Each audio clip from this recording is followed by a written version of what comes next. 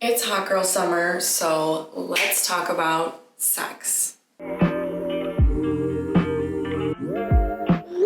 Given the circumstances of Roe versus Wade being overturned, I feel like this is a really important conversation to be having right now. And sex is a very taboo topic, and I really don't think that it should be. If you think about what sex really is, it is the sacred life-giving energy. It literally creates life, and that's why it is so sacred, and it should be treated as such. SEX. Spiritual energy exchange. So if you've ever done it with a person and you notice that they might have felt really good energetically, like they have a lot of energy, they're in a good mood, but you, on the other hand, maybe felt drained, tired, emotional. It is a equal and opposite exchange of energy.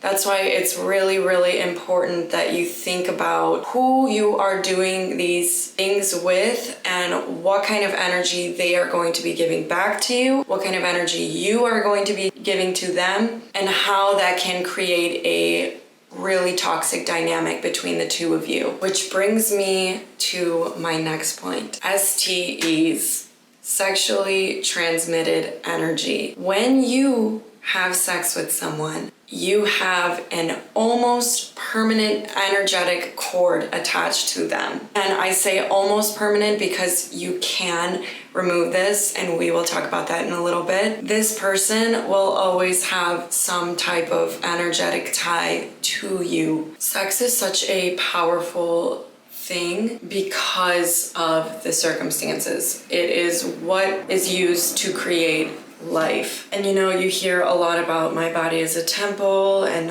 all that, and that might sound like, okay, woo-woo, I'm just gonna have fun and do my thing. But you really do have to start looking at it in that way. And this is not me trying to be like some kind of conservative or tell you what to do or that you shouldn't be sexually liberated, because I 100% believe in that. You just have to be really careful with who you choose to do it with, because you have that energetic tie with that person. There is that exchange of energy. When you have actually meaningful sexual relationships, it does feel different. If you are having sex with someone that you are in love with, they love you back, there's no toxic dynamic, there is a real spiritual connection that is happening during that. Practicing celibacy can also be a really, really powerful spiritual tool because of something called sexual transmutation. So basically, when we have sex, we use up so much life force energy. So the longer you go without having that release of that life force energy, it's being stored in your body. But you can use that energy towards something else, some kind of work, creativity, and you can use that energy and channel it into something else, which is so, so, so potent and powerful. Because if you think about what you're feeling when you're aroused, it's so magnetic and almost animalistic that these feelings come out of you, and there's really nothing that can stop you from having those feelings in that moment. Once you learn how to control and redirect that energy into something else, that work that you put in that energy into is going to be magnificent. There are also so many ways that we can use our sexual energy to manifest, and it does not even have to be in the act of doing something sexual. Mia Magic is another creator on YouTube who really dives deep into this, and she talks about how she just breathes into her body and up through her yoni and her reproductive organs, and she gives that energy back to the earth, because the earth is constantly giving us this life, and sex is life creating energy. So giving that energy, just breathing into it and giving it back to the earth and channeling it into that. You can do this in so many ways. Because there is such a strong, potent amount of energy that's being released with our sexual energy, it makes for a very, very potent manifestation. If you can align your thoughts with what you want during that moment, that is sex magic. I also want to jump back and talk about energy vampires. Many people will use sex as a form to take someone's energy or take their power away because it is very sacred, but it's also such a vulnerable moment to be in with somebody. That's why you really, really have to be careful with who you are giving that sacred energy to. And you might go into it feeling really good, thinking that you're just having fun, and that person will take that energy from you. And who knows what kind of shit this person might have if they are a stranger. Really use your intuition and think about what kind of person and what kind of energy you are going to be exchanging with this person. I have also heard of people having sex in the astral plane. Please, please, please, I beg of you, do not do this. There are lower vibrational beings out there that will try to coerce you into having sex with them.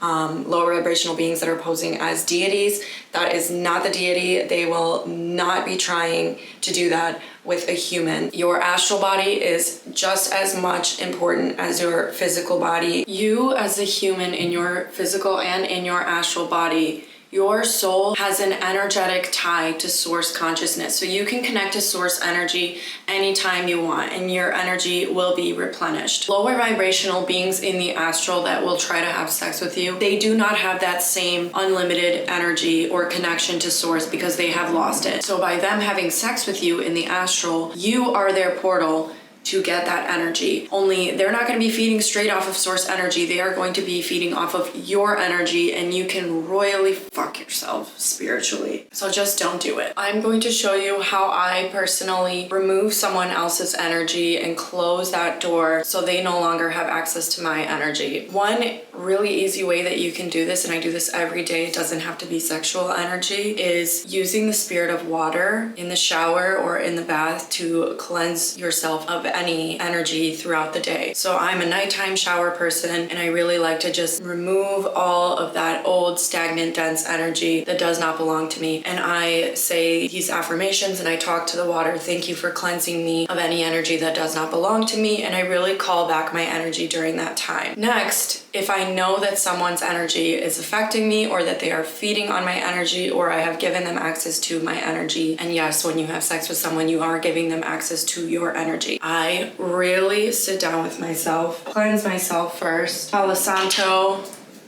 use my empath clearing spray, and then really focus in on who is taking your energy. And I literally start pulling it out of me, wherever that may be in my body, whether that's in my throat chakra or in my mind's eye, my third eye, the crown. But really, if it's sexual energy, it's going to be from the solar plexus and sacral areas. But you can do this in any area. And when you really feel that you've pulled that energy out,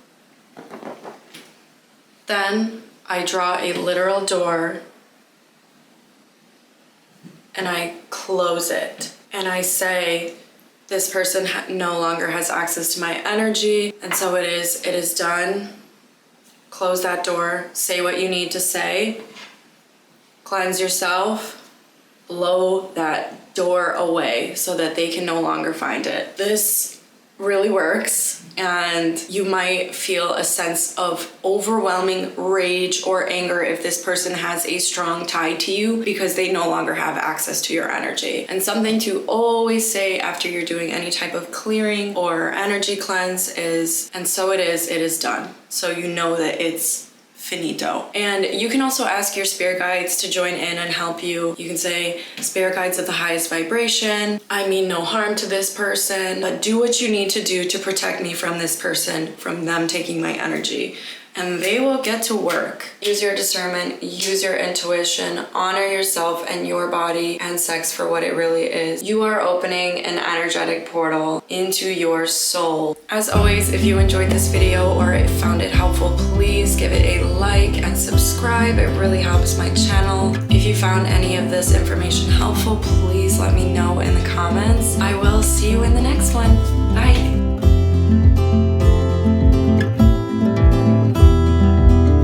Let's take a sip from the cup